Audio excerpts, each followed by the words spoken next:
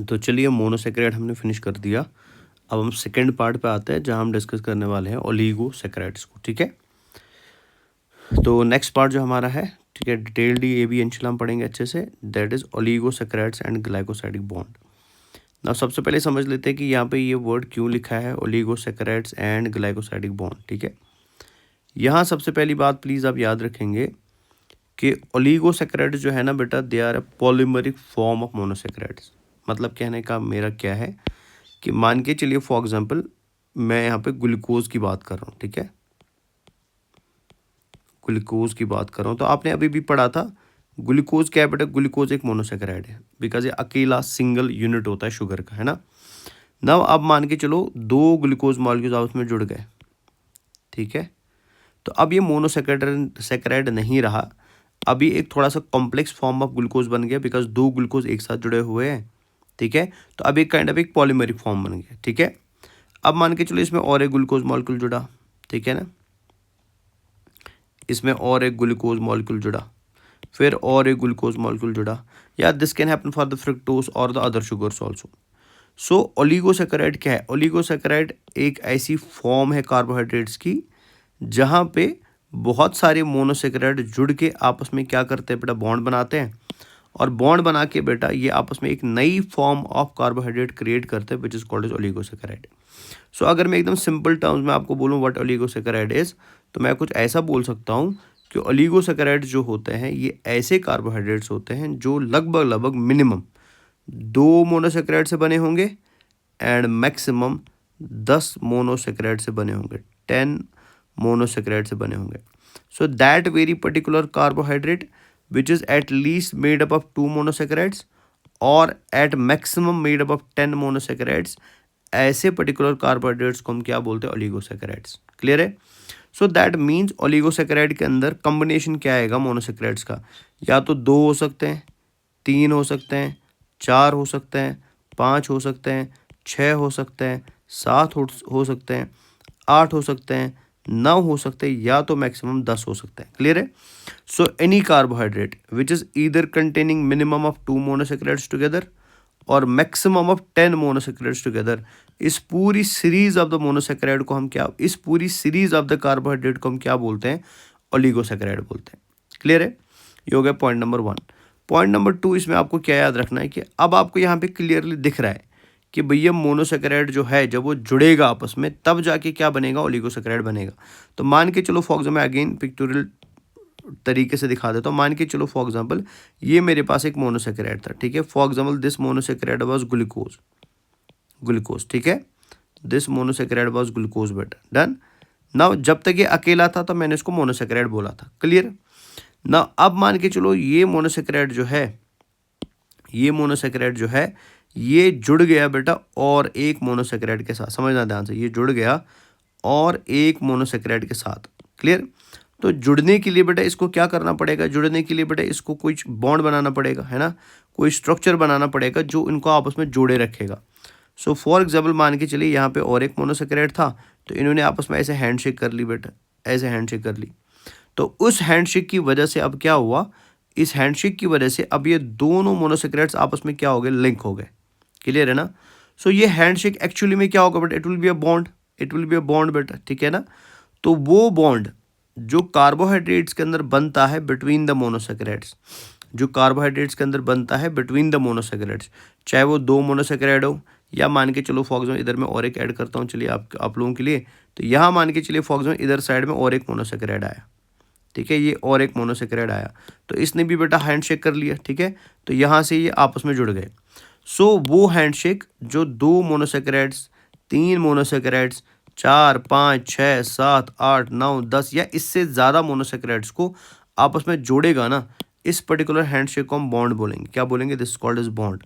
And that bond बेटा जो carbohydrates के अंदर बनता है बिटवीन द मोनोसेकेराइड्स, ताकि वो क्या बने, ओलिगोसेकेराइड बने या पॉलीसेकेराइड बने बेटा, इस बॉन्ड को हम नाम देते हैं glycosidic bond. This bond is called as glycosidic bond. तो सबसे पहले प्लीज याद रखिए कि एक कार्बोहाइड्रेट की पॉलीमेरिक फॉर्म बनाने के लिए, एक कार्बोहाइड्रेट की पॉलीमेरिक फॉर्म बनाने के लिए एक कार्बोहाइड्रेट की ओलिगोसैकेराइड फॉर्म बनाने के लिए, ठीक है ना, या तो ओलिगोसैकेराइड फॉर्म या तो पॉलीसैकेराइड फॉर्म। इस फॉर्म को बनाने के लिए हमें बहुत सारे मोनोसैकेराइड्स को आपस में जोड़ना पड़ता है। जैसे यहाँ मैंने मिनिमम 2 जोड़े, मैक्सिमम 10 जोड़े। तो जोड़ने के लिए बेटा हमें इनके बीच में एक बॉन्ड बनाना पड़ता है। उस बॉन्ड को हम बायोलॉजी में क्या बोलते हैं? ग्लाइकोसाइडिक बॉन्ड बोलते हैं। क्लियर है? नाउ सबसे पहले ओलिगोसैकेराइड के टाइप्स क्या है, एग्जाम्पल्स क्या है, वो समझने से पहले समझते हैं कि ग्लाइकोसाइडिक बॉन्ड कैसे बनता है। तो ओलिगोसैकेराइड, आई होप आपको समझ आ गया होगा। तो oligosaccharide are the combination of monosaccharides, जिसमें मिनिमम 2 होंगे और मैक्सिमम 10 होंगे। अच्छा चलो, मैं आपको एक क्वेश्चन करना चाहता हूँ। मुझे बताइए, अगर मैं एक ओलिगोसैकेराइड को तोड़ दूंगा, ठीक है, अगर मैं एक ओलिगोसैकेराइड को तोड़ दूंगा तो मुझे मिनिमम कितने मोनोसैकेराइड मिल सकते हैं और मैक्सिमम कितने मिल सकते हैं? जल्दी बताइए। तो सिंपल सी बात है, अगर मेरी चेन मिनिमम 2 मोनोसैकेराइड्स की बनी है और मैक्सिमम 10 की बनी है, तो जब मैं इस मोनोसैकेराइड को इस ओलिगोसैकेराइड को तोड़ूंगा ना, सो ऑटोमेटिकली मेरे तोड़ने से मेरे को मिनिमम 2 मोनोसैकेराइड मिल सकते हैं और मैक्सिमम कितने मिल सकते हैं? 10 मिल सकते हैं। तो आप ऐसी भी बता सकते हो ना, वो कार्बोहाइड्रेट्स जिनको हाइड्रोलाइज करने से, हाइड्रोलिसिस का मतलब होता है वाटर की मदद से तोड़ना, हाइड्रोलाइसिस, है ना। अब वाटर की मदद से क्यों तोड़ते हैं वो मैं आपको थोड़ी देर में बताऊंगा। सो वो कार्बोहाइड्रेट्स जिनकी हाइड्रोलिसिस से हमें मिनिमम 2 मोनोसैकेराइड मिल सकते हैं और मैक्सिमम 10 मोनोसैकेराइड मिल सकते हैं, उनको भी हम क्या बोल सकते हैं? Oligosaccharides. So that means you can define oligosaccharides by 2 ways. Either oligosaccharides are those carbohydrates which are formed of minimum 2 or maximum 10 monosaccharides, or you can say oligosaccharides are those carbohydrates which on hydrolysis can give minimum 2 monosaccharides and maximum 10 monosaccharides।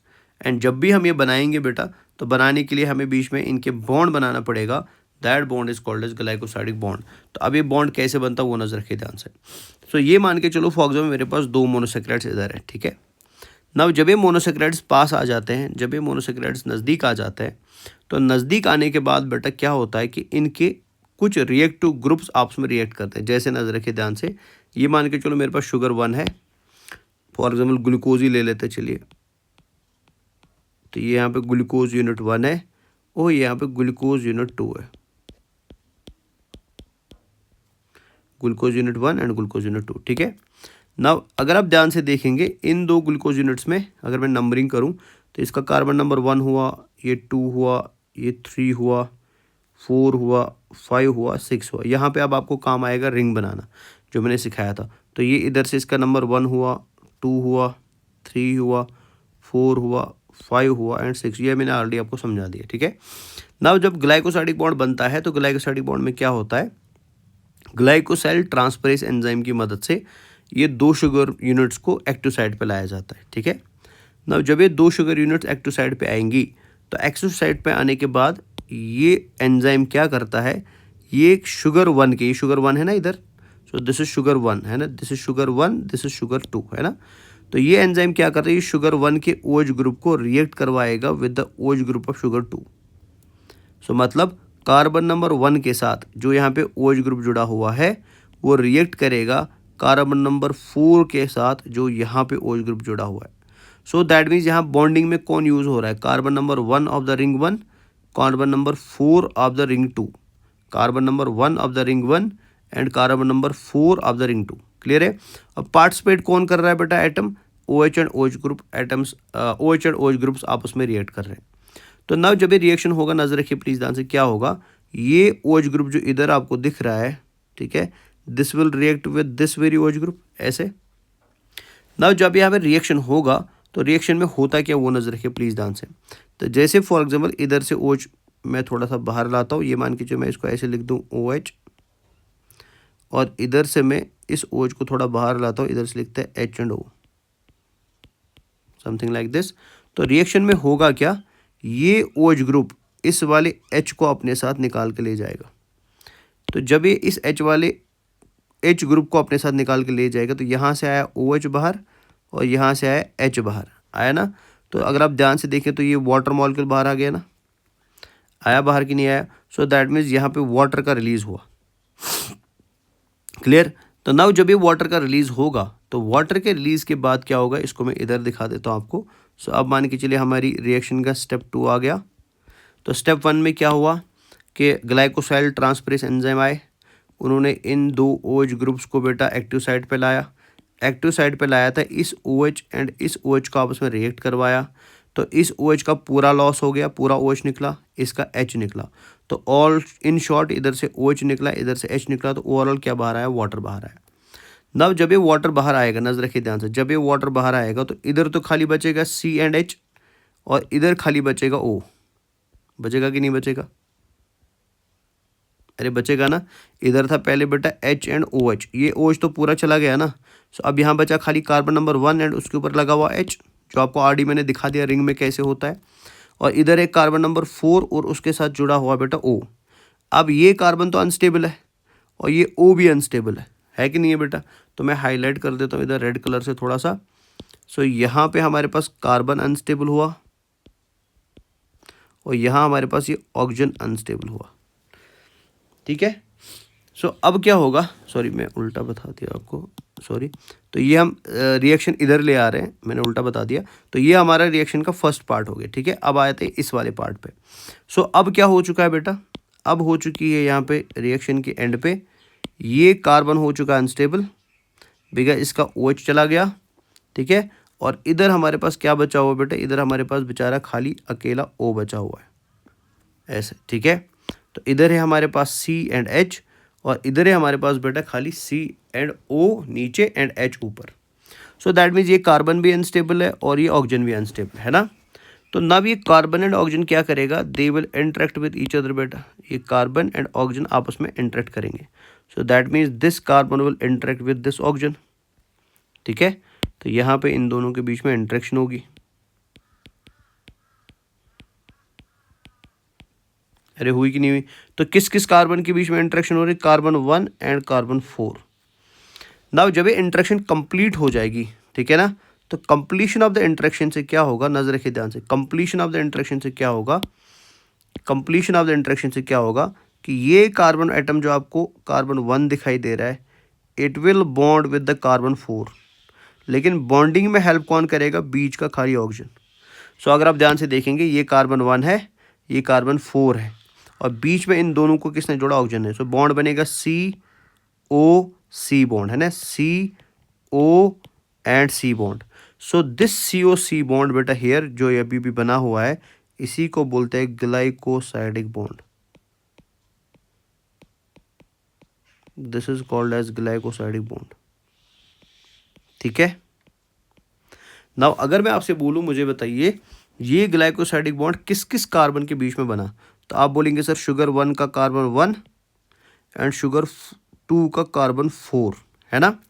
दूसरी बात अगर मैं आपको बोलूं, मुझे बताइए कि जो शुगर 1 का कार्बन 1 था, ये है ना हमारा शुगर 1, जो शुगर 1 का कार्बन 1 था उसका OH ग्रुप बिकॉज नीचे के साइड में है, तो बताओ ये एनोमेरिक कार्बन अल्फा कार्बन है कि बीटा कार्बन है, ये भी मैंने समझाया था। तो अच्छे बच्चों का आंसर क्या आएगा कि सर ये बीटा कार्बन है।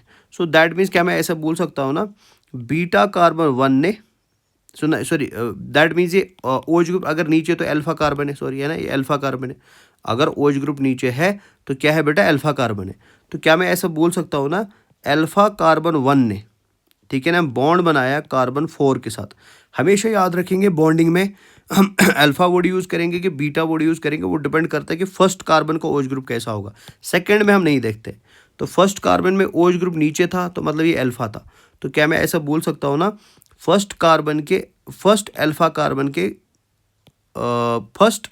अल्फा कार्बन के OH ग्रुप ने रिएक्ट करा सेकंड रिंग के कार्बन नंबर 4 के साथ और बनाया एक ग्लाइकोसाइडिक बॉन्ड। तो इस ग्लाइकोसाइडिक बॉन्ड को मैं क्या ऐसे लिख सकता हूँ, थोड़ा सा मैं इसको साइड में कर देता हूँ। क्या इस ग्लाइकोसाइडिक बॉन्ड को मैं ऐसे लिख सकता हूँ, alpha 1,4 glycosidic bond. Why it is called as alpha 1,4 glycosidic bond, alpha इसलिए, ठीक है ना, why it is called as alpha 1,4, alpha इसलिए because carbon number 1 alpha anomeric carbon था, 1,4 इसलिए बिकॉज बॉन्ड बन रहा है बेटा carbon number 1 and carbon number 4 के बीच में। ठीक है, तो इसे बोलेंगे अल्फा 1,4 ग्लाइकोसाइडिक बॉन्ड। ये क्लियर है ना। तो दैट मीन्स अगर आप ध्यान से देखेंगे ना, ग्लाइकोसाइडिक बॉन्ड जब कार्बोहाइड्रेट्स के अंदर बनता है तो इसको बनाने के पीछे बेटा एक सिंपल एंड इम्पोर्टेंट रिएक्शन होती है, दैट इज यहाँ पे डिहाइड्रेशन होता है, बिकॉज हमने वाटर को बाहर निकाल दिया, डिहाइड्रेशन ऑफ वाटर होता है। तो इस वजह से इस बॉन्ड सिंथेसिस को हम डिहाइड्रेशन सिंथेसिस भी बोलते हैं। This is also called as dehydration synthesis, this is also called as dehydration synthesis. Clear है? तो नीट के अंदर एक क्वेश्चन आपको पूछा गया था, सो आपको याद रखना है कि एक बॉन्ड बनाने में एक वाटर मॉलिक्यूल बाहर आएगा, 2 बनाने में 2, 3 बनाने में 3, 4 बनाने में 4। ठीक है, अब मान के चलो मैं आपको बोलूं कि मैंने एक 3 मोनोसैकेराइड्स का ओलिगोसैकेराइड बनाया। ठीक है, मैंने एक 3 मोनोसैकेराइड्स का ओलिगोसैकेराइड बनाया, तो बताइए कितने वाटर मॉलिक्यूल बाहर आएंगे। तो ये मान के चलो मोनोसैकेराइड 1 है, ये मोनोसैकेराइड 2 है और ये मोनोसैकेराइड 3 है। तो अगर मैं 3 को जोड़ूंगा तो 2 बॉन्ड बनाने पड़ेंगे, 2 बॉन्ड के लिए वाटर कितने बाहर आएंगे, 2 बाहर आएंगे। ये क्लियर हुआ? 10 बनाने हैं। ठीक है, अगर मेरे को 10 को बनाना है तो 9 वाटर मॉलिक्यूल बाहर आएंगे। तो ऐसे आप याद रख सकते हैं शॉर्ट में। क्लियर है? तो आई होप आपको ग्लाइकोसाइडिक बॉन्ड कैसे बनता है वो समझ आ गया। और ग्लाइकोसाइडिक बॉन्ड में आप 1,4, 1,2, 1,6 क्यों बोलेंगे, वो डिपेंड करता है कि बॉन्ड किस किस कार्बन नंबर के बीच में बन रहा है। 1 और 4 के बीच में बनेगा तो 1,4 बोलेंगे, 1 और 2 के बीच में बनेगा तो 1,2 बोलेंगे, 1 और 6 के बीच में बनेगा तो 1,6 बोलेंगे। नाउ अल्फा एंड बीटा क्यों बोलते हैं? अगर फर्स्ट रिंग का OH नीचे होगा तो अल्फा बोलेंगे, अगर फर्स्ट रिंग का OH ऊपर होगा तो बीटा बोलेंगे बेटा। क्लियर है? तो ये हो गया आपका formation of glycosidic bond, done. Now अगर आप इस पिक्चर को ध्यान से देख रहे हैं ना, सो इस पिक्चर में हुआ क्या बेटा, इसको मैं इधर पहले कंप्लीट कर देता हूँ। सो फाइनली हमने क्या देखा कि फाइनली ये रिएक्शन ऐसे आगे बढ़ेगा, तो इधर से फाइनली इस तरीके से आगे बढ़ेगा। तो यहाँ पे हमने स्टेप नंबर 1 देखा था, तो ये हमारा स्टेप नंबर 1 था रिएक्शन का। ठीक है, फिर ये हमारा स्टेप नंबर 2 था रिएक्शन का, डन। और ये हमारा स्टेप नंबर 3 है रिएक्शन का। तो मतलब ये रिएक्शन एक ही है, बट मैंने आपको 3 अलग अलग स्टेप्स में दिखाई। क्लियर है?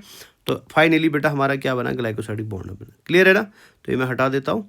नाउ आगे चलते हैं। नाउ अगर आप ध्यान से देखेंगे ना, जब ये ग्लाइकोसाइडिक बॉन्ड बन गया इधर बेटा, ठीक है, यहाँ पे ग्लाइकोसाइडिक बॉन्ड बन गया ना बीच में, तो इस ग्लाइकोसाइडिक बॉन्ड ने कितने शुगर्स को आपस में जोड़ा, 2। तो इस फॉर्म को हम नाम देते हैं disaccharide. This is called as disaccharide. यानी डाइसैकेराइड एक ऐसा ओलिगोसैकेराइड है जिसमें कितने शुगर्स आपस में जुड़े हुए, 2। अब मान के चलो इसमें मैंने और एक शुगर जोड़ दिया तो 3 जुड़ेंगे, तो बोलेंगे ट्राइसैकेराइड। जैसे मैं आपको दिखा देता हूँ। फॉर एग्जाम्पल अगर आप इस पिक्चर को ध्यान से देखेंगे तो मुझे बताइए इस पिक्चर में कितने मोनोसैकेराइड्स आपस में जुड़े हैं। तो ये मोनोसैकेराइड A है, ये B है। फॉर के ये ग्लूकोज 1 है, ये ग्लूकोज 2 है, तो 2 जुड़े हैं ना। तो इस फॉर्म को हम नाम देते हैं डाइसैकेराइड। तो disaccharide is a example of oligosaccharide. So ये है डाइसैकेराइड, ये है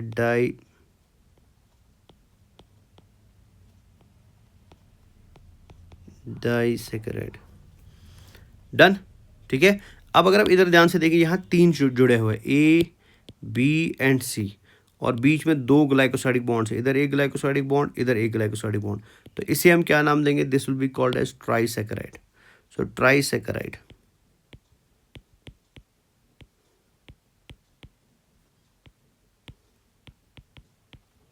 तो trisaccharide is another example of oligosaccharide, है ना।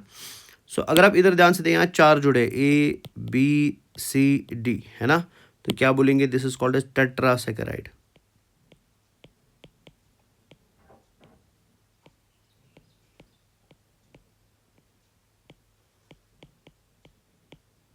टेट्रासैकेराइड। क्लियर है? सो ओलिगोसैकेराइड का नाम क्या होगा, दैट डिपेंड्स अपॉन कि कितने मोनोसैकेराइड यूनिट जुड़े हैं। मिनिमम 2 हो सकते हैं डाइसैकेराइड, मैक्सिमम 10 हो सकते हैं। ठीक है, सो अगर 2 है तो डाइसैकेराइड, 3 है तो ट्राइसैकेराइड, 4 है तो टेट्रासैकेराइड। लेकिन हर बार बीच में आपको कौन सा बॉन्ड मिलेगा, same bond which is called as glycosidic bond. ना अगर आप इधर ध्यान से देखेंगे इस वाली सीक्वेंस में, तो यहाँ कितने जुड़े हैं, 1, 2, 3, 4, 5। ठीक है, तो क्या बोलेंगे, पेंटासैकेराइड,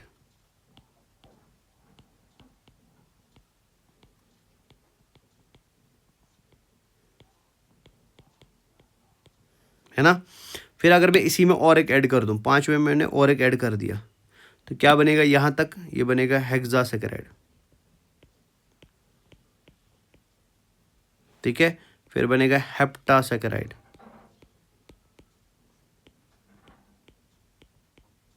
ऑक्टासेकेराइड, नोनासेकेराइड एंड डेकासेकेराइड। क्लियर है। सो डिपेंडिंग अपॉन यूनिट्स कितने हैं, तो मिनिमम हो सकते हैं 2, अगर खाली एक, अच्छा अगर खाली एक यूनिट होगा तो फिर वो मोनोसेकेराइड हो गया, लेकिन ओलिगोसेकेराइड में मिनिमम होंगे 2 या 3 या 4 या 5 या 6 या 7 या 8 या 9, मैक्सिमम कितने हो सकते हैं 10। क्लियर है। नाउ हम इतना लंबा तो याद नहीं रखेंगे ना कि हम एक एक करके याद रखें सबको, तो हम सबको एक साथ क्या बोलेंगे, these all are together called as oligosaccharides.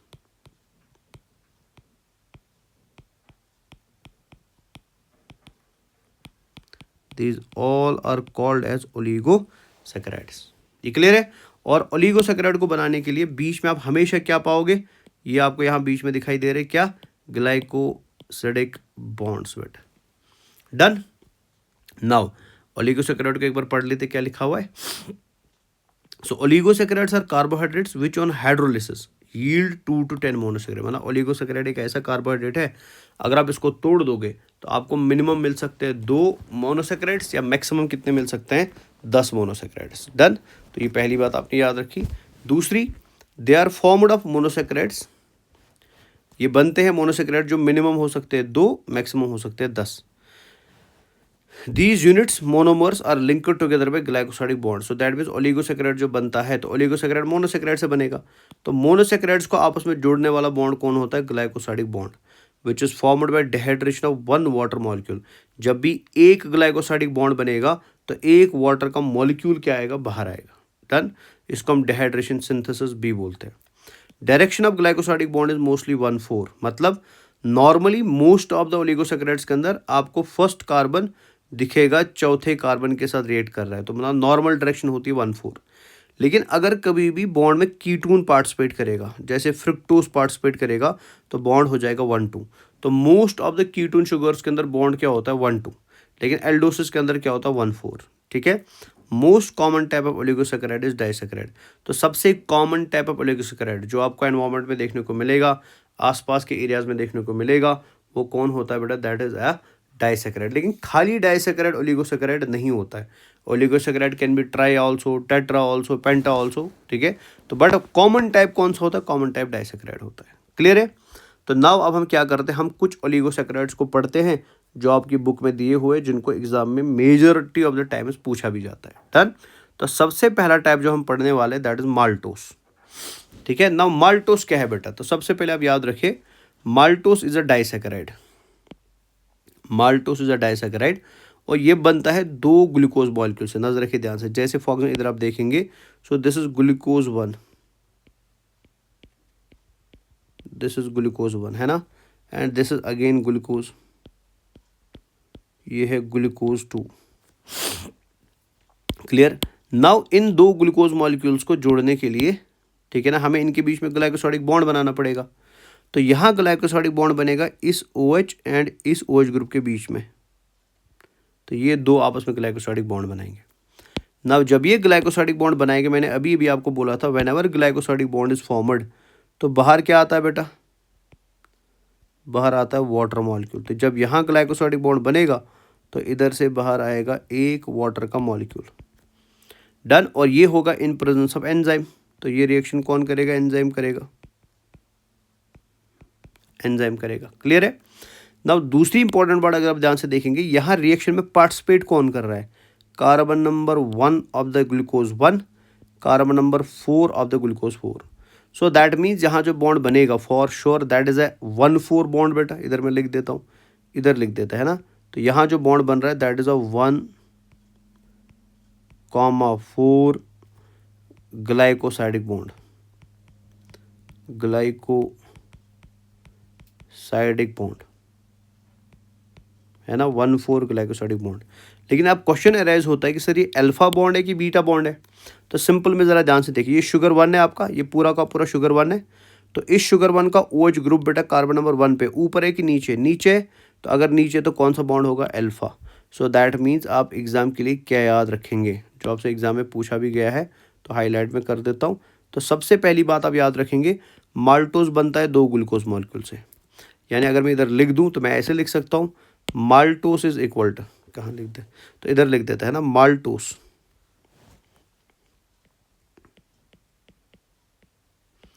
is a disaccharide which is made up of glucose plus glucose।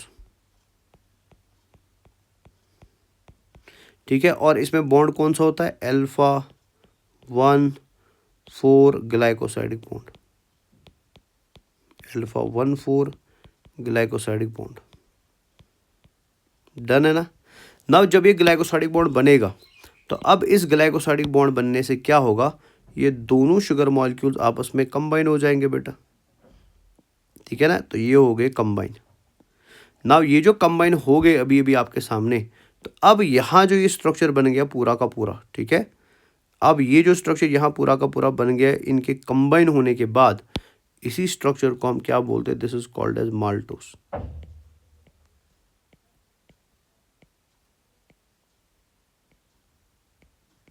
This is called as maltose. ठीक है, तो माल्टोस के बारे में आप क्या याद रखेंगे, so maltose is a disaccharide which is made up of 2 glucose units.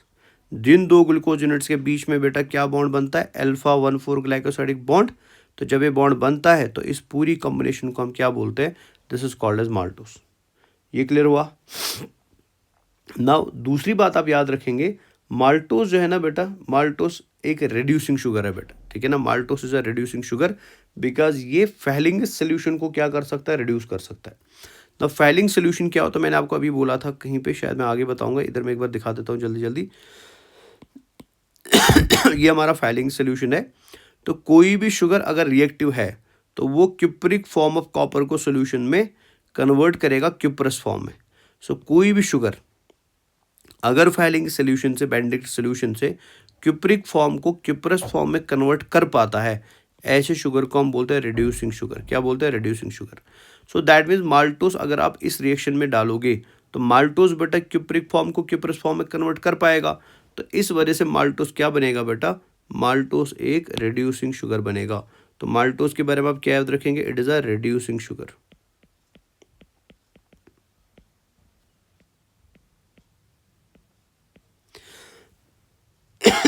It's a reducing sugar बेटा। क्लियर है। नाउ अच्छा मेरे को आप एक बात बताइए, मान के चलो माल्टोस को आपने तोड़ दिया। ठीक है, आपने इस माल्टोस को तोड़ दिया। नॉर्मली इसको तोड़ने वाला एंजाइम जो होता है that is called as maltase. तो अगर आप माल्टोस को तोड़ दोगे in presence of maltase, enzyme का नाम माल्टेस है, तो मुझे बताओ आपको क्या मिलेगा, 110% बेटा आपको मिलेंगे 2 ग्लूकोज के units, because maltose is made up of 2 glucose units. तो जब आप माल्टोस की डाइजेशन करवा दोगे, ठीक है ना, तो डाइजेशन के समय क्या होगा कि ये माल्टेस एंजाइम जो है ना, ये यहाँ पे वाटर को ऐड कर देगा। तो जब भी आप कोई बॉन्ड वाटर के एडिशन से बनाते हो, जैसे आप वाटर को ऐड करोगे तो इधर OH एंड H आएगा, H जाएगा इधर, OH जाएगा इधर, बीच का बॉन्ड हो जाएगा ख़त्म। ठीक है ना, तो इस प्रोसेस को हम डाइजेशन तो बोलेंगे। तो जब आप माल्टोस की डाइजेशन करवाते हो इन प्रेजेंस ऑफ माल्टेस, तो ये एंजाइम क्या करता है, ये हाइड्रोलिसिस करवाता है। हाइड्रोलिसिस का मतलब होता है वाटर को ऐड करके बॉन्ड को ब्रेक कर देना। तो जब इस बॉन्ड की ब्रेकेज हो जाएगी ना, तो आपको क्या मिलेंगे, 2 ग्लूकोज यूनिट्स मिलेंगे। सो डाइजेशन ऑफ माल्टोस से आपको क्या मिलते हैं, 2 ग्लूकोज यूनिट्स मिलते हैं। और ये काम कौन सा एंजाइम करता है, माल्टेस। ठीक है, या एमाइलेस भी आप बोल सकते हैं। क्लियर है। नाउ नेक्स्ट याद रखेंगे, माल्टोज जो है ना बेटा, ये वाटर सॉल्युबल होता है एंड स्वीट इन टेस्ट होता है। डन। तो ये एक चीज़ 2-4 है जो आप माल्टोस के बारे में याद रखें। फिर से मैं एक बार रिपीट करता हूँ।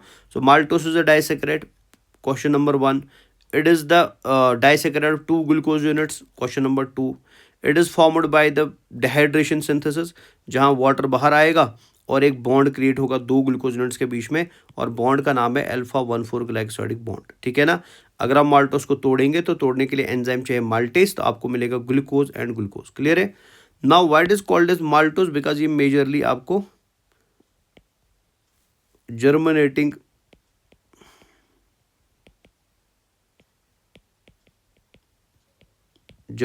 सीड्स में मिलता है। इसको माल्ट शुगर भी बोला जाता है। क्या बोला जाता है, माल्ट शुगर। तो माल्टोस खत्म हो गया, नेक्स्ट पे चलते हैं। अच्छा ये रीड करो एक बार जल्दी। तो maltose is a disaccharide meaning it is composed of 2 monosaccharide units. It consists of 2 glucose molecules joined by alpha 1,4 glycosidic bond. Maltose is a reducing sugar because one of its glucose units has free anomeric carbon, that is hemiacetal group, allowing it to act as a reducing agent. It is produced by the hydrolysis of starch and glycogen. So maltose हमारी environment में बनता है जब आप starch या glycogen को तोड़ देते हो, ठीक है, in presence of enzyme amylase. So amylase enzyme जब ग्लाइकोजन एंड स्टार्च पे एक्ट करेगा तो वो माल्टोस निकाल के देता है। The enzyme maltase breaks maltose into 2 glucose units. आप माल्टोस को तोड़ सकते हो in presence of maltase into 2 glucose units for absorption in the small intestine. Maltose is water soluble and has sweet taste. Clear है। अब आते हैं next important disaccharide की तरफ which is called as lactose बेटा, ठीक है। तो ये है लैक्टोस। नाउ लैक्टोस के बारे में अब याद, सबसे पहले मैं नाम ही लिख देता हूँ इधर।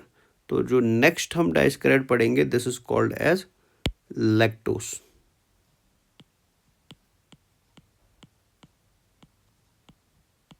लैक्टोस, ठीक है। तो लैक्टोस के बारे में अब याद रखेंगे।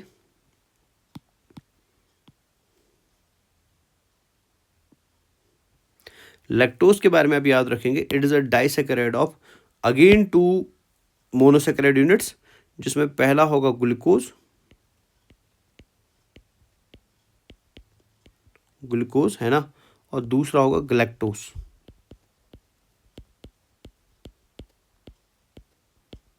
ठीक है। तो ये किसका डाइसैकेराइड है? It's a disaccharide of glucose and galactose. तो पहले तो आप यही बात याद रखेंगे कि लैक्टोस कैसे बनता है बेटा। तो lactose is equal to glucose plus ग्लैक्टोस,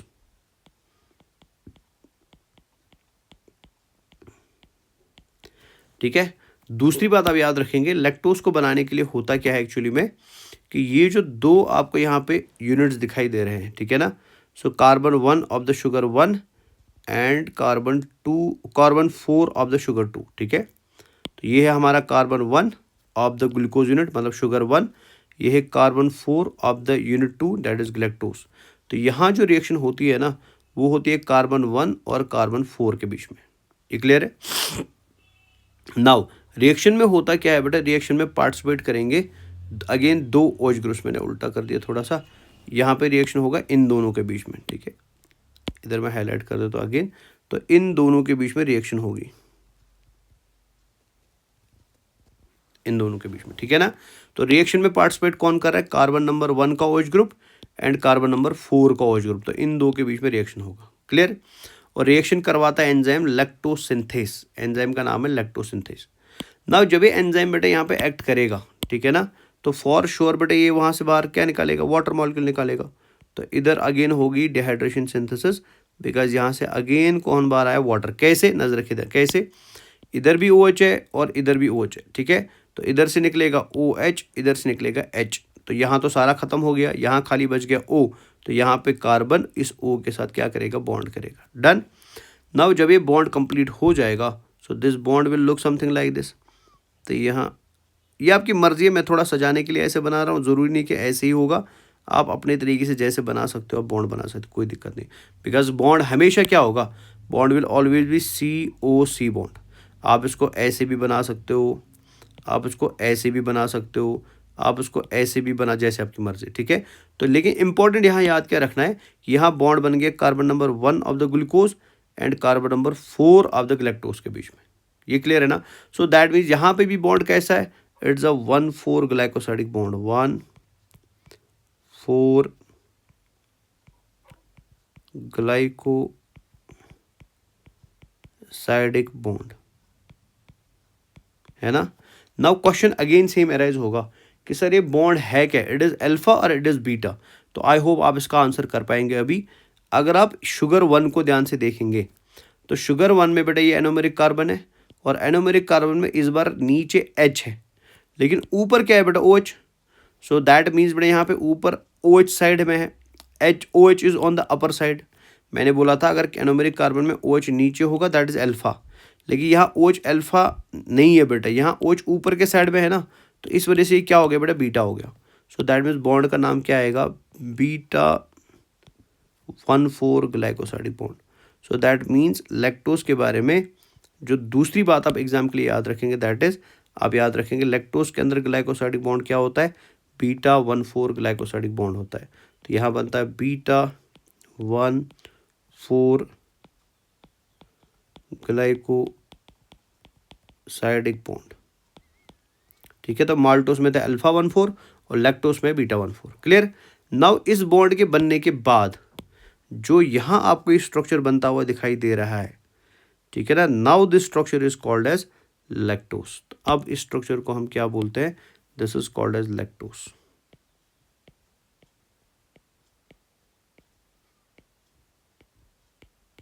ये क्लियर है। नाउ लैक्टोस का नाम आपने फॉर श्योर अपने आसपास बहुत बार सुना होगा। रीजन इज कि लैक्टोज जो है ना बेटा, ये मिल्क प्रोडक्ट्स या डेयरी प्रोडक्ट्स में पाया जाता है। ठीक है, तो ये मेजोरिटी ऑफ द टाइम्स आपको कहाँ मिलेगा, मिल्क में मिलेगा,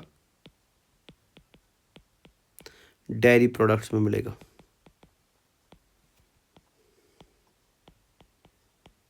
तो ये मिल्क में मिलता है या डेयरी प्रोडक्ट्स में मिलता है। क्लियर है।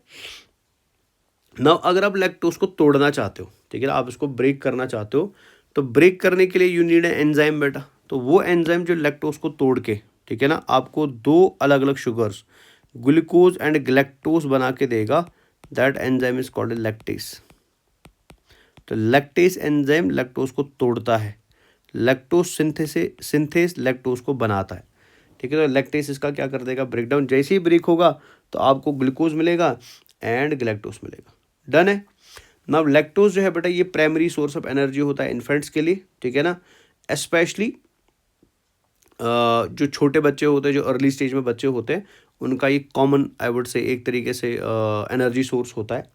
और बहुत सारे बच्चे ऐसे होते हैं, बहुत सारे लोग ऐसे होते हैं जिनमें लैक्टेस एंजाइम एब्सेंट होता है। ठीक है ना, तो अगर किसी बंदे के पास लैक्टेस एंजाइम एब्सेंट है, सो दैट मीन्स जब वो मिल्क पिएगा बेटा, जिस मिल्क के अंदर बेटा शुगर लैक्टोस आपको मिलेगा, वो इस मिल्क को ब्रेक नहीं कर पाएंगे।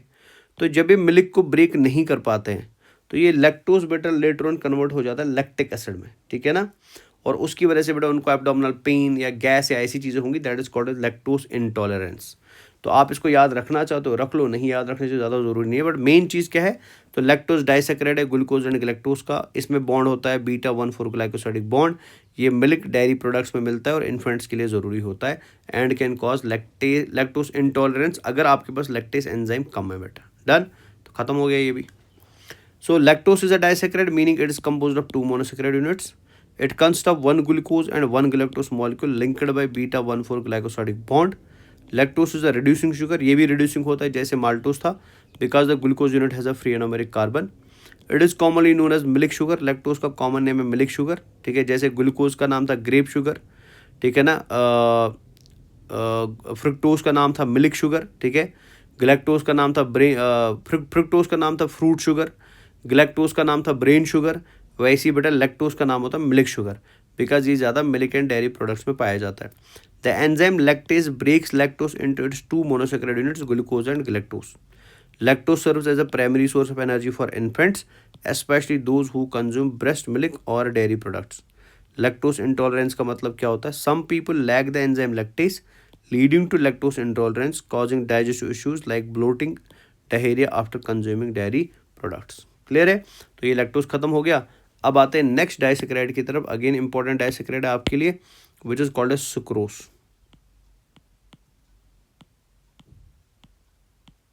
सुक्रोज, ठीक है। तो अगर सुक्रोज डाइसैकेराइड है, सो दैट मीन्स बेटा ये भी दो यूनिट्स का बना होगा, है ना। It is also made up of two units बेटा। तो सुक्रोज जो है ये दो शुगर यूनिट्स का बनता है, जिसमें शुगर यूनिट 1 जो होगा बेटा, तो sugar unit 1 is called as glucose. ठीक है ना, the sugar unit 1 is called as glucose, इधर लिख देते हैं। तो ये यूनिट 1 है and the sugar unit 2 is called as fructose. तो प्लीज याद रखेंगे, ठीक है ना, प्लीज याद रखेंगे। तो it is made up of two, sucrose is a disaccharide of glucose and fructose. Very simple, sucrose is a disaccharide of glucose and fructose, इधर लिख देते हैं। तो सुक्रोज किससे बनता है, ग्लूकोज से बनता है प्लस फ्रुक्टोज से बनता है,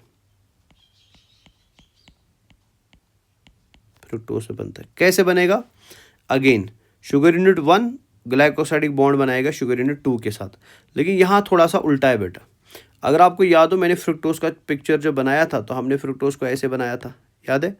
ये था कार्बन नंबर 1, ये था 2, ये था 3, ये था 4 और यहाँ था 5। क्लियर है? सो यहाँ हमारा कार्बन नंबर 1 था, फिर 2 था, फिर 3 था, फिर 4 था, फिर 5 था और यहाँ पे हमारा कार्बन नंबर 6 था। अब इस बॉन्ड को करने के लिए बेटा ये शुगर यूनिट उल्टी हो गई, मतलब ये थोड़ा पलट गई बेटा, ठीक है? और जब ये पलटेगी तो कार्बन नंबर 1 इधर आए। नॉर्मली कार्बन नंबर 1 इधर होता था जो हम बनाते थे, लेकिन सुक्रोज को बनाने के लिए थोड़ा उल्टा हो जाता, पूरा स्ट्रक्चर टर्न हो जाता है बेटा। तो ये आएगा कार्बन नंबर 1, ये आएगा कार्बन नंबर 2। सो बॉन्ड कैसे बनता है बेटा? सिंपल तरीके से मैं ऐड कर देता हूँ। बॉन्ड कैसे बनेगा? यहाँ बॉन्ड बनाने के लिए शुगर यूनिट 1 का कार्बन नंबर 1 अपने OH को यूज़ करेगा और शुगर यूनिट 2 के OH के साथ क्या करेगा? बॉन्ड बना देगा। अंडरस्टैंड कर रहे हैं? सो दैट मीन्स एक चीज़ तो सिंपल से हमें समझ आ गई। यहाँ बॉन्ड बनता है 1, यहाँ बॉन्ड बनता है 1 2 ग्लाइकोसाइडिक बॉन्ड, ग्लाइकोसाइडिक बॉन्ड। अरे बनता है कि नहीं बनता? ठीक है, 1 2 glycosidic bond. Now question arrays होता है कि सर ये 1 2 बॉन्ड अल्फा की बीटा है, तो अगेन ये शुगर नंबर 1 है, शुगर नंबर 1 का कार्बन नंबर 1 है और कार्बन नंबर 1 पे OH ग्रुप अभी नीचे है। अगर नीचे तो क्या हो गया? अल्फा। सो बनेगा alpha 1 2 glycosidic bond. So that means sucrose के अंदर जो बॉन्ड होता है वो कौन सा बॉन्ड होता है? वो होता है alpha 1 2 glycosidic bond.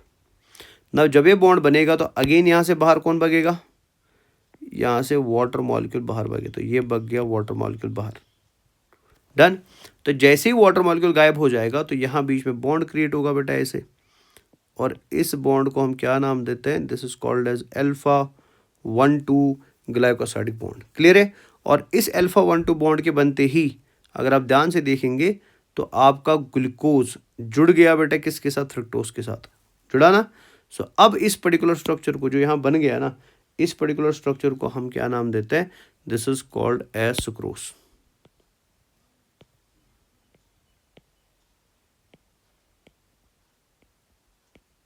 This is called as sucrose. ये क्लियर है? तो याद रखेंगे सुक्रोज किसका disaccharide? It's a disaccharide of glucose and fructose. पहली बात याद रखेंगे, ठीक है ना? अच्छा, इसकी फॉर्मूला भी आपको एक बार एग्जाम में पूछी गई थी। तो सुक्रोज का जो फॉर्मूला आएगा ना, that will be C12 because छः के बा दोनों का 6 H22O11। ठीक है, अब यहाँ पे H एंड O चेंज क्यों हो गए? बिकॉज वाटर मॉलिक्यूल तो बाहर जाएगा ना, इस वजह से H एंड O चेंज हो गए। डन है ना? तो याद रखेंगे। नेक्स्ट दूसरी बात आप याद रखेंगे कि यहाँ जो एनोमेरिक कार्बन था, मतलब जो फॉर एग्जाम्पल यहाँ पे शुगर 1 था ना, शुगर 1 को ही हम एनोमेरिक कार्बन बोलते हैं। तो इस एनोमेरिक कार्बन का जो रिएक्टिव ग्रुप था वो तो बॉन्ड में पार्टिसिपेट कर गया ना। तो जब वो बॉन्ड में पार्टिसिपेट करेगा तो इस वजह से क्या बनेगा? नॉन रिड्यूसिंग बनेगा। तो सुक्रोज कैसा होता है? नॉन रिड्यूसिंग शुगर होता है। यही रीज़न है कि प्लांट्स के अंदर बेटा हम इसको ट्रांसपोर्ट के लिए यूज़ करते हैं, बिकॉज प्लांट्स में बनता तो है ग्लूकोज, लेकिन फिर ट्रांसपोर्ट किसको करवाया जाता? सुक्रोज को, बिकॉज ये नॉन रिड्यूसिंग नेचर का होता है। क्लियर है? तो ये खत्म हो गया सुक्रोज भी बेटा। तो पढ़ते हैं सुक्रोज के बारे में। तो sucrose is a disaccharide composed of 1 glucose molecule and 1 fructose molecule. ठीक है, फॉर्मूला इसकी C12H22O11। The glucose and fructose units are linked by alpha 1 2 glycosidic bond, meaning the anomeric carbons of both monosaccharides are involve in the bond. Because दोनों monosaccharides के anomeric carbon bond में participate कर रहे हैं, इस वजह से ये नेचर में कैसा होगा? नॉन रिड्यूसिंग होगा। Since the anomeric carbon of glucose and fructose are involve in the glycosidic bond, sucrose can not act as a reducing sugar. तो ये नेचर में नॉन रिड्यूसिंग होगा। Sucrose is naturally sweet tasting, making it a common sweetener in foods and beverage. It is hydrolysed by enzyme sucrase. Sucrase enzyme का और एक नाम है invertase. तो जैसे ही सुक्रेज एंजाइम इस पे काम करता है तो ये ब्रेक हो जाता है ग्लूकोज एंड फ्रुक्टोज में। Found abundantly in sugar cane, sugar beet, fruits and honey.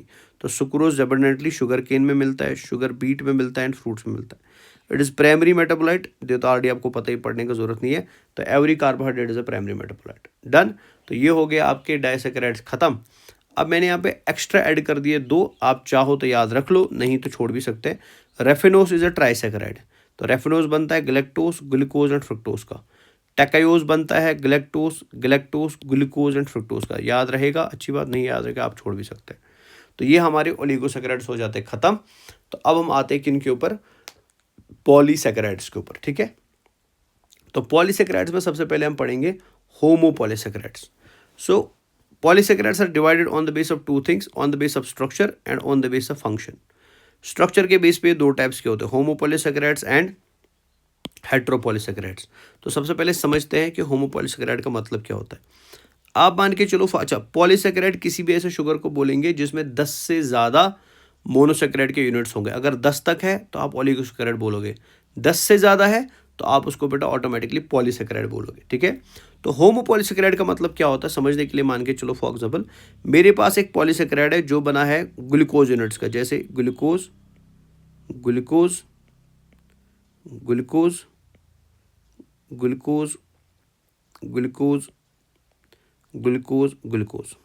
तो मतलब इसके सारे यूनिट्स एक जैसे हैं ना।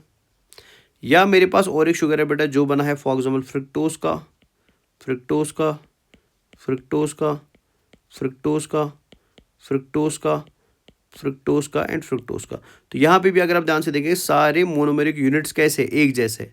तो कोई भी ऐसा कार्बोहाइड्रेट अगर वो बना है same type of monomeric units के, तो ऐसे कार्बोहाइड्रेट को होमोपॉलीसैकेराइड बोला जाता है, ठीक है। जैसे मैं एग्जांपल्स लिख देता हूँ, जैसे स्टार्च एक होमोपॉलीसैकेराइड है बिकॉज ये खाली ग्लूकोज का बनता है, ठीक है ना। जैसे ग्लाइकोजन एक होमोपॉलीसैकेराइड है बिकॉज ये भी खाली ग्लूकोज का बनता है, ठीक है।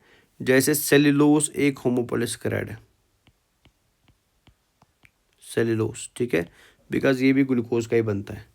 जैसे काइटिन एक होमोपॉलीसैकेराइड है, ठीक है ना, गैलेक्टोज अमीन का बनता है। जैसे डेक्स्ट्रन एक होमोपॉलीसैकेराइड है, ठीक है, डेक्स्ट्रन बेटा, ठीक है ना, ये भी ग्लूकोज का ही बनता है, it's a homopolysaccharide of glucose बेटा, ठीक है। जैसे इनुलिन, इनुलिन एक होमोपॉलीसैकेराइड है, ठीक है ना, और ये फ्रुक्टोज का बनता है। ये क्लियर है। सो अगर आप ध्यान से देखेंगे इन सब में एक चीज़ कॉमन है, एक तो इनमें 10 से ज़्यादा मोनोसैकेराइड्स होंगे, पॉइंट नंबर 1। दूसरा, इनका जो मोनोसैकेराइड होगा ना वो पूरी चेन में क्या होगा, एक जैसा होगा। मान के चलो स्टार्च हज़ारों मोनोसैकेराइड्स का बना है, उन हज़ारों में हर एक मोनोसैकेराइड कौन होगा, ग्लूकोज ही होगा। जैसे इनुलिन मान के चलो हज़ारों मोनोसैकेराइड्स का बना है, उसमें से हर एक मोनोसैकेराइड कौन होगा, फ्रुक्टोज ही होगा। तो ऐसे पर्टिकुलर पॉलीसैकेराइड्स को हम क्या बोलते हैं, होमोपॉलीसैकेराइड्स। डन। ना मान के चलो फॉर एग्जाम्पल मेरे पास और एक पॉलीसैकेराइड है, for example something like this, ये बना है फॉर एग्जाम्पल ग्लूकोज का ग्लूकोज का ग्लूकोज का और बीच में बेटा इसमें फ्रुक्टोज भी फ्रुक्टोज भी फ्रुक्टोज भी, ठीक है। फिर अगेन है बेटा ग्लूकोज, फिर अगेन है ग्लूकोज। सो बताइए इसके रिपीटिंग यूनिट सेम है कि अलग है बेटा, अलग है। आप अंडरस्टैंड करो। या फॉर एग्जाम्पल मेरे पास एक पॉलीसैकेराइड है जो बना है ग्लूकोज यूनिट फ्रुक्टोज यूनिट, फिर ग्लूकोज यूनिट, फिर फ्रुक्टोज यूनिट, ठीक है। तो इन शॉर्ट अगर आप इन दोनों को ध्यान से देखें, इनमें एक चीज़ तो कॉमन है ना, दैट इज कि इनके अंदर आपको क्लियरली दिख रहा है कि रिपीटिंग यूनिट जो है ना बेटा वो सेम नहीं है। रिपीटिंग यूनिट क्या है बेटा, रिपीटिंग यूनिट डिफरेंट है। सो ऐसे पर्टिकुलर पॉलीसैकेराइड्स जो बनते हैं बेटा किन से, डिफरेंट रिपीटिंग यूनिट से, इनको हम क्या बोलते हैं, हेट्रोपॉलीसैकेराइड्स बोलते हैं। क्लियर है। तो एक को हम बोलते हैं होमोपॉलीसैकेराइड, एक को हम बोलते हैं हेट्रोपॉलीसैकेराइड। होमोपॉलीसैकेराइड्स को हम होमोग्लाइकन्स भी बोलते हैं, होमोग्लाइकन्स, ठीक है। तो इनको क्या बोलेंगे, इनको हेट्रोग्लाइकन्स बोलेंगे, हेट्रोग्लाइकन्स। डन।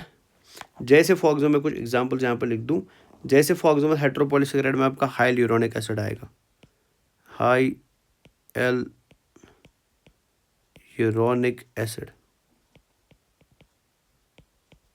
ठीक है। It's a example of heteropolysaccharide, although it is also example of mucopolysaccharide, लेकिन म्यूको ये होगा on the base of function, लेकिन स्ट्रक्चर के बेस पे कैसा है बेटा ये, इट्स अ हेट्रोपॉलीसैकेराइड। क्लियर है। बिकॉज ये बनता है दो यूनिट्स का, ये बनता है glucuronic acid and acetyl glucosamine का, ठीक है। तो हम आगे देखेंगे किस किस का बनता है। नेक्स्ट ये एग्जाम्पल आएगा कॉन्ड्रेटिन सल्फेट, कॉन्ड्रेटिन सल्फेट।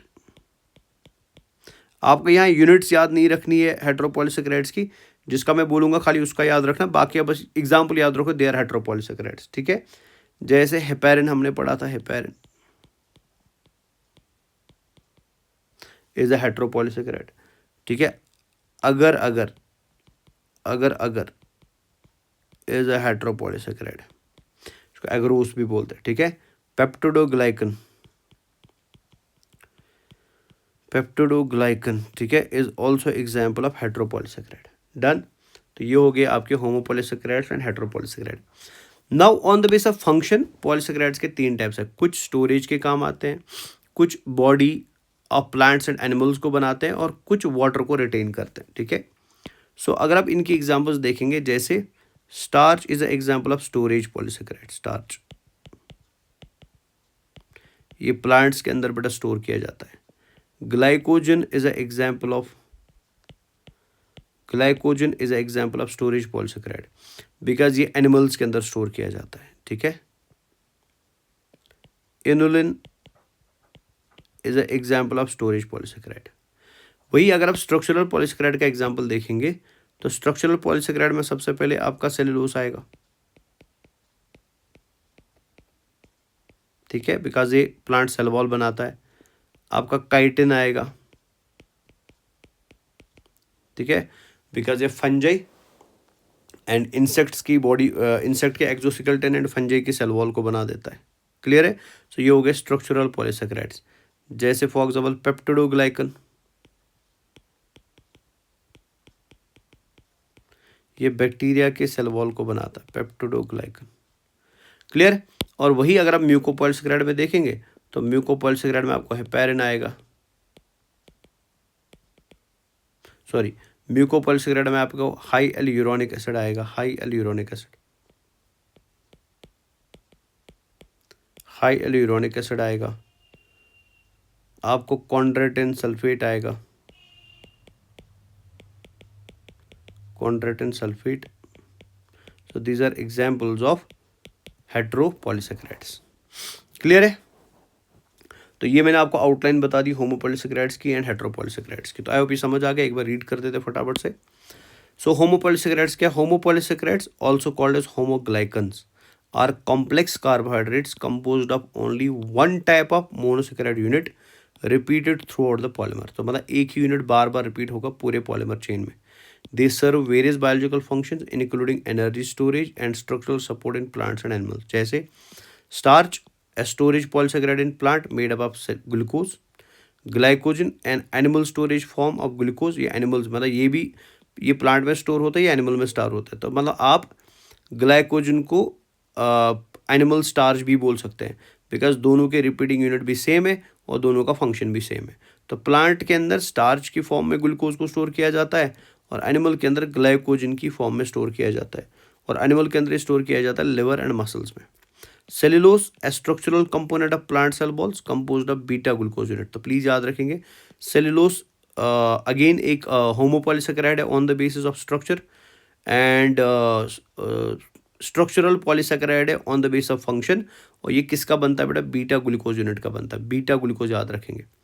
काइटिन ए स्ट्रक्चरल पॉलीसेकेराइड, ये भी स्ट्रक्चर ही बनाएगा बेटा, found in exoskeleton of arthropods and fungal cell walls बेटा। Dextrin a branched homopolysaccharide of glucose used as plasma volume expander. तो आप याद रखना चाहो तो रख सकते हो बेटा। Inulin, inulin is a storage homopolysaccharide composed of fructose units linked by beta 2,1 glycosidic bond. तो इनुलिन के अंदर फ्रुक्टोज की लिंकेज क्या होती है? बीटा 2,1, मतलब पहले शुगर का सेकंड कार्बन होगा, दूसरे का फर्स्ट कार्बन होगा बेटा, ठीक है ना। नाउ इनुलिन जो है बेटा, it is found in plants mainly in roots and tubers and serve as a reserve carbohydrate. तो प्लीज याद रखना, इनुलिन को हम दलिया स्टार्च भी बोलते हैं। इनुलिन इज ऑल्सो कॉल्ड दलिया starch. Now heteropolysaccharides also called as heteroglycans are complex carbohydrates composed of two or more different types of monosaccharide units. These polysaccharides play a crucial role in biological structures and function such as forming cell walls, extracellular matrices and protective coatings बेटा। जैसे hyaluronic acid, chondroitin sulfate, heparin अगर अगर and agarose and peptidoglycan. तो इसमें आप इसके unit याद नहीं रखेंगे, इसके भी यूनिट याद नहीं रखेंगे, इसके भी यूनिट याद नहीं रखेंगे। तो अगर का यूनिट याद रखना, agar is made up of galactose and sulphated sugars and peptidoglycan is made up of NAM and NAG. तो ये तो आपने पढ़ा भी है। नैम का full form N acetyl muramic acid, NAG का full form N acetyl glucosamine. ये आप इंशाल्लाह बॉटनी में बैक्टीरियल सेल वॉल जो पढ़ाएगा आपको बॉटनी वाला टीचर, ये आप वहाँ पढ़ेंगे। डन। तो ये हमारा खत्म हो जाता है क्या, होमोपॉलीसेकेराइड्स एंड हेटेरोपॉलीसेकेराइड्स। नव आपकी बुक के अंदर कुछ हेटेरोपॉलीसेकेराइड्स को थोड़ा डिटेल में दिया हुआ है, उनको एक बार जल्दी जल्दी फिनिश करते फिर हम आगे बढ़ते हैं। तो सबसे पहले हम पढ़ेंगे स्टार्च को, ठीक है। तो सबसे पहली गुबर आप याद रखेंगे बात, स्टार्च जो है ना हमारी बॉडी का, स्टार्च जो है ना बेटा वो प्लांट्स की बॉडी का एक स्टोरेज फॉर्म होता है। मतलब जब भी प्लांट को ग्लूकोज को अपनी बॉडी में स्टोर करना होता है तो प्लांट ग्लूकोज को स्टोर करेगा in the form of starch, point number 1। दूसरा याद रखेंगे स्टार्च जो है ये होमोपॉलीसेकेराइड है अल्फा ग्लूकोज का, अल्फा ग्लूकोज का, ठीक है। तो फर्स्ट कार्बन पे जो OH ग्रुप होगा वो नीचे होगा, तो it will be a repeating unit of alpha glucose. ये दूसरी बात आप याद रखेंगे। तीसरा, ये एक स्टोरेज पॉलीसेकेराइड होता है और ये एंड प्रोडक्ट होता है फोटोसिंथेसिस का। मतलब जब फोटोसिंथेसिस होती है तो फोटोसिंथेसिस में फाइनल जो चीज़ बनती है, एंड प्रोडक्ट जो बनता है बेटा, फाइनल एंड प्रोडक्ट जो बनता है, पहले ग्लूकोज बनता है, फिर उसको ट्रांसपोर्ट हम सुक्रोज की फॉर्म में करते हैं, तो फाइनली स्टोर किस फॉर्म में करते हैं, स्टार्च की फॉर्म में करते हैं, ठीक है। नाउ इस स्टार्च के 2 यूनिट्स होते हैं, एक को हम एमाइलोस बोलते हैं और एक को हम एमाइलोपेक्टिन बोलते हैं। तो एक बार इस एमाइलोस एंड एमाइलोपेक्टिन को एक बार ध्यान से देखते हैं क्या है। सबसे पहली बात आप याद रखेंगे, जो उसका एमाइलोस यूनिट होता है वो हेलिकल इन स्ट्रक्चर होता है। तो अगर आप इधर देखिए तो 2 यूनिट्स का बना है, मैं इधर लिख देता हूँ ऐसे। तो it is made up of 2 units, amylose और एमाइलोपेक्टिन,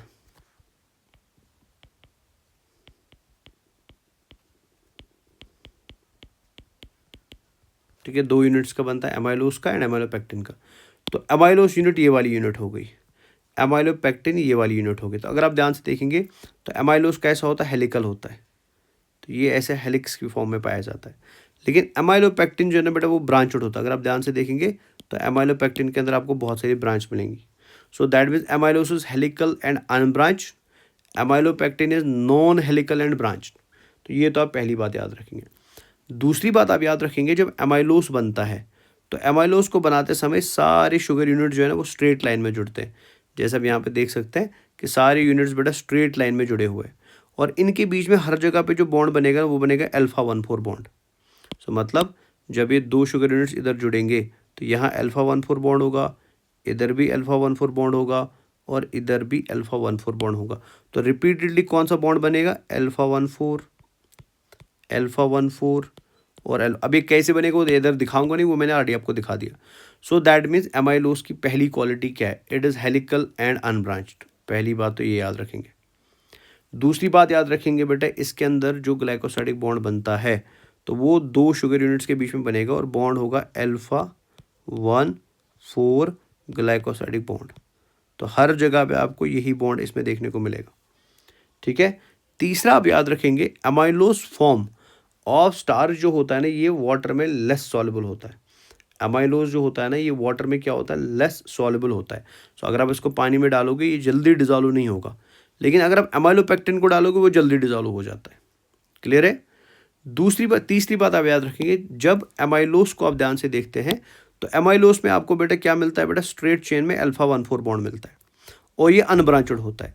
लेकिन जब आप एमाइलोपेक्टिन को देखोगे ना, एमाइलोपेक्टिन ब्रांचड है बेटा, ठीक है। एमाइलोपेक्टिन कैसा structure, is a branched structure. तो पूरे एमाइलोपेक्टिन के अंदर आपको स्ट्रेट चेन में तो अल्फा 1,4 बॉन्ड ही मिलेगा। जैसे इधर आपको कौन सा बॉन्ड मिल रहा है, अल्फा 1,4। लेकिन जहाँ जहाँ एमाइलोपेक्टिन के अंदर ब्रांचिंग होगी वहाँ बॉन्ड होगा बेटा अल्फा 1,6 बॉन्ड। तो अब ये अल्फा 1,6 कैसे बन सकता है ये मैं आपको एक बार दिखाना चाहता हूँ।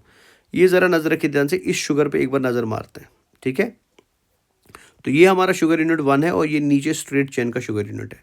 तो यहाँ पे क्या हुआ, यहाँ पे carbon number 1 of this sugar and carbon number 6 of this sugar आपस में बॉन्ड बनाएंगे। कैसे, नजर रखिए ध्यान से। तो कार्बन नंबर 1 के पास आपको दिख रहा है OH, इधर आपको दिख रहा है OH, तो इधर से हम ले लेंगे पूरा OH, इधर से हम ले लेंगे H। तो इधर से ले लिया मैंने पूरा OH और इधर से मैंने ले लिया H। दिख रहा है आपको सबको? तो यहाँ अब ये जो बॉन्ड बन गया नीचे बैठा इस ऑक्सीजन और इस कार्बन के बीच में, ज़रा ध्यान से देखिए, ये है कार्बन नंबर 1। इसको अगर देखेंगे 1 2 3 4 5 एंड 6 दिख रहा है, तो इसे हम बोलेंगे अल्फा 1 6 ग्लाइकोसाइडिक बॉन्ड। तो ये बन गए यहाँ पे अल्फा 1 6 ग्लाइकोसाइडिक बॉन्ड। सेम इधर भी होगा ना, इधर नजर रखिए ध्यान से। तो यहाँ अगेन बेटा कार्बन नंबर 1 है, ये कार्बन नंबर 6 है, तो अगेन यहाँ क्या बनेगा अल्फा 1 6 ग्लाइकोसाइडिक बॉन्ड। तो ये बन गया अल्फा 1 6 ग्लाइकोसाइडिक बॉन्ड। सो जहाँ जहाँ ये बॉन्ड बनेगा वहाँ ब्रांचिंग हो रही है ना, फिर ये ब्रांचिंग में अगेन एक स्ट्रेट चेन जुड़ सकता है ऐसे, फिर कहीं पे और ब्रांचिंग होगा, इधर अगेन स्ट्रेट चेन जुड़ेगा, अगेन ब्रांचिंग होगा। तो शॉर्ट में इस फॉर्म में आपको क्या मिलती है, ब्रांचिंग मिलती है। और जहाँ स्ट्रेट है वहाँ अल्फा 1 4 है, जहाँ ब्रांच है वहाँ अल्फा 1 6 है। सो दैट मीन्स एमाइलोस में खाली अल्फा 1 4 बॉन्ड्स होते हैं, लेकिन एमाइलोपेक्टिन में अल्फा 1 4 भी है और अल्फा 1 6 भी है। ये क्लियर हुआ? नव जब प्लांट स्टार्च को स्टोर करता है, ठीक है, जब प्लांट स्टार्च को स्टोर करता है तो वो एमाइलोस की फॉर्म में लगभग 20 to 30% स्टार्च स्टोर करता है। एमाइलोस की फॉर्म में कितना स्टार्च स्टोर करता है, 20 to 30%। और बिकॉज यहाँ ब्रांचिंग हो रही है तो ऑटोमेटिकली चांस ऑफ स्टोरेज ज़्यादा होगा ना, तो यहाँ स्टोर किया जाता है approximately 70 to 80% of the starch. So less form 20-30%, more form 70 to 80%। ये क्लियर हुआ? नाउ अगर मैं डाइजेस्ट करना चाहता हूँ स्टार्च को, ठीक है, तो मेरी बॉडी में इजीली डाइजेस्ट हो जाएगा एमाइलोस, और थोड़ा सा समय लगेगा डाइजेस्ट होने में, किसको बेटा, एमाइलोपेक्टिन को, ठीक है। सो एमाइलोपेक्टिन, सॉरी मैंने उल्टा बता दिया। सो मेरी बॉडी में इजीली डाइजेस्ट हो जाएगा एमाइलोपेक्टिन, तो एमाइलोपेक्टिन जल्दी जल्दी डाइजेस्ट हो जाता है, और एमाइलोस को डाइजेस्ट होने में क्या लगता है, थोड़ा सा समय लगता है। So this is all for amylose and amylopectin. Clear है? अब एक चीज़ मैं यहाँ पे और ऐड करना चाहता हूँ, वो प्लीज़ आप याद रखेंगे। आपकी बुक में एक चीज़ लिखी है आयोडीन टेस्ट, ठीक है, आयोडीन टेस्ट। तो आयोडीन टेस्ट का मतलब क्या होता है शॉर्ट में, कि जो आपका स्टार्च है ये अपने अंदर इस हेलिक्स में आयोडीन को स्टोर कर सकता है। ये जो हेलिसेस आपको दिख रही है यहाँ पे, आयोडीन को क्या कर सकता है, स्टोर कर सकता है, ठीक है ना। तो बिकॉज आयोडीन को ये स्टोर कर सकता है अपने हेलिक्स वाले स्ट्रक्चर के अंदर, तो जब आप आयोडीन टेस्ट इसका करवाओगे ना, तो ये आयोडीन टेस्ट में पॉजिटिव आएगा। और वो हमें कैसे पता चलेगा, बिकॉज इसका कलर जो है ना वो ब्लू कलर हो जाता है। क्या हो जाता है, ब्लू कलर, ठीक है। So whenever you put starch in the iodine test, ठीक है, आयोडीन टेस्ट आपको केमिस्ट्री वाला टीचर पढ़ा देगा, तो शॉर्ट में इसके पास आयोडीन टेस्ट पॉजिटिव आता है। कैसे? बिकॉज ये सोल्यूशन का कलर ब्लू कर देता है। तो अगर सोल्यूशन का कलर ब्लू हो जाता है, सो दैट मीन्स बेटा कि हमारा स्टार जो है वो आयोडीन टेस्ट में क्या है बेटा, पॉजिटिव है। ये क्लियर है? तो ये हो गया ख़त्म आपका क्या, स्टार्च और स्टार्च की दो फॉर्म्स बेटा, डन है। तो प्लीज़ याद रखेंगे, अगर आप आयोडीन टेस्ट, मैं इधर ऐड कर देता हूँ, अगर आप आयोडीन टेस्ट करा देते हो एमाइलोस का, ठीक है ना, तो ये आपको देगा डीप ब्लू कलर।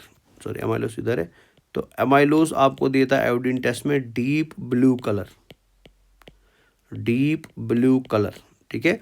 और अगर आप एमाइलोपेक्टिन का आयोडीन टेस्ट करा देते हो तो वो आपको देता है रेडिश कलर, रेडिश कलर। लेकिन दोनों कलर देते हैं, मतलब दोनों पॉजिटिव है। तो ये खत्म हो गया। Now amylopectin, glycogen is just like amylopectin, मतलब जो स्ट्रक्चर एमाइलोपेक्टिन का है वही ग्लाइकोजन का भी है, बस फर्क है कि वो एनिमल्स में होता है। सो मतलब क्या है कि ग्लाइकोजन में भी अल्फा 1 4 बॉन्ड होगा, अल्फा 1 6 बॉन्ड होगा, ग्लाइकोजन भी ब्रांच्ड होगा, ठीक है ना। ग्लाइकोजन के अंदर भी बेटा आपको ये सारी चीज़ें मिलेंगी जो एमाइलोपेक्टिन की होती है। तो वो हम थोड़ी देर में देखेंगे, पहले एक बार इसको रीड करते हैं। तो starch, storage form of glucose in plants, homopolysaccharide of the D glucose, storage polysaccharide, end product of the photosynthesis. दो कंपोनेंट्स है amylose and amylopectin. A variant of cellulose, ये याद रखना है। तो starch is a variant of cellulose, क्यों? Because cellulose में भी ग्लूकोज है और स्टार्च में भी ग्लूकोज है बेटा, ठीक है। तो वेरिएंट ऑफ ग्लूकोज, बट इसको हम यूज करते हैं किसमें, एनर्जी प्रोडक्शन में, in plant tissues. It forms helical secondary structure, amylose helical secondary structure बनाता है। Starch can hold iodine molecule in its helical structure which gives blue colour in the iodine test. तो difference क्या है amylose and amylopectin में? Amylo structure में linear and unbranched होता है, ये हाईली ब्रांच्ड होता है। इसमें अल्फा 1,4 बॉन्ड होता है, इसमें 1,4 भी होता है और 1,6 भी होता है। ये लेस सॉल्युबल होता है, ये मोर सॉल्युबल होता है। ये हेलिकल स्ट्रक्चर बनाता है, ये हेलिकल स्ट्रक्चर नहीं बनाता है। ये डीप ब्लू कलर देता है विद द आयोडीन टेस्ट, ये रेडिश ब्राउन और पर्पल कलर देता है विद द आयोडीन टेस्ट। ये 20 to 30% होता है, ये 70 to 80% होता है। इसमें ब्रांचिंग नहीं होती है, इसमें बहुत ज़्यादा ब्रांचिंग होती है after every 20 to 30 glucose units, मतलब एवरी 24 to 30 यूनिट के बाद आपको ब्रांच मिलेगा। ये स्लोली डाइजेस्ट होता है और ये फास्ट डाइजेस्ट होता है। क्लियर है? तो glycogen is just like amylopectin, मैंने अभी आपको बोला। तो glycogen is a highly branched polysaccharide that serves as the primary storage form of glucose in animals and fungi. तो याद रखना, तो एनिमल्स एंड फंजे अपने अंदर जब ग्लूकोज को स्टोर करते हैं तो किस फॉर्म में स्टोर करते हैं? ग्लाइकोजन की फॉर्म में। इट इज ऑफर referred as animal starch due to it structural similarity to the plant starch. और प्लांट में किससे सिमिलर है? एमाइलोपेक्टिन। स्ट्रक्चर क्या है इसका? Glycogen is composed of D glucose unit linked by alpha 1,4 glycosidic bonds in the linear chain. It has alpha 1,6 glycosidic bonds at the branching points. अभी आपने देखा कि जब स्टार्च ब्रांचिंग करता था वो एवरी 24 to 30 ग्लूकोज के बाद ब्रांचिंग करता था, लेकिन ग्लाइकोजन एवरी 8 से 12 के बाद ब्रांचिंग करता है। तो मोर ब्रांचिंग किस में होगा? ग्लाइकोजन। तो ऑटोमेटिकली मोर स्टोरेज भी किस में होगा? ग्लाइकोजन, है ना, making it more branched than the amylopectin. This highly branched structure allows for rapid breakdown and quick energy release.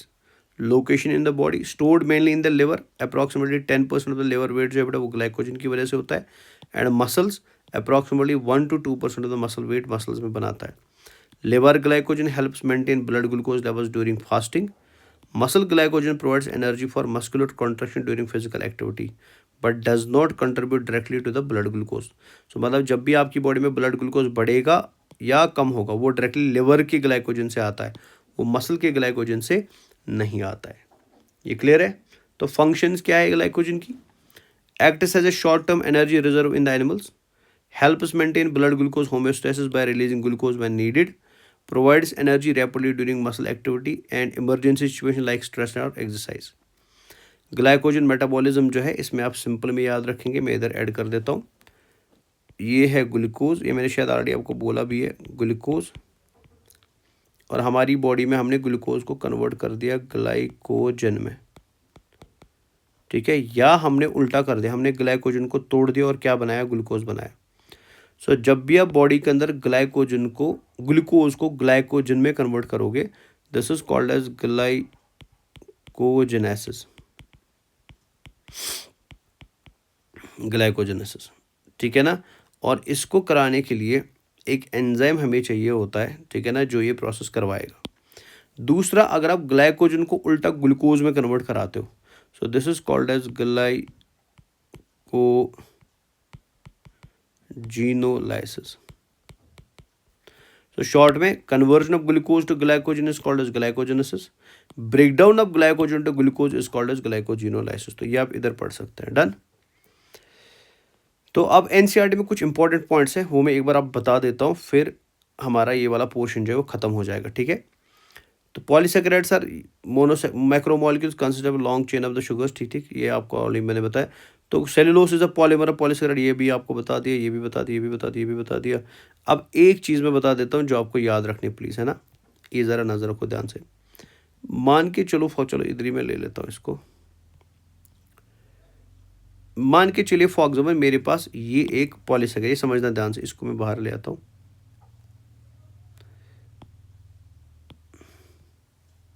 बस ये लास्ट चीज़ है, उसके साथ ख़त्म। मान के चलिए फॉर एग्जाम्पल मेरे पास एक पॉलीसेकेराइड है, ठीक है। तो अब इस पॉलीसेकेराइड का ये वाला एंड जो है हाईलाइट में कर देता हूँ, ये वाला एंड जो है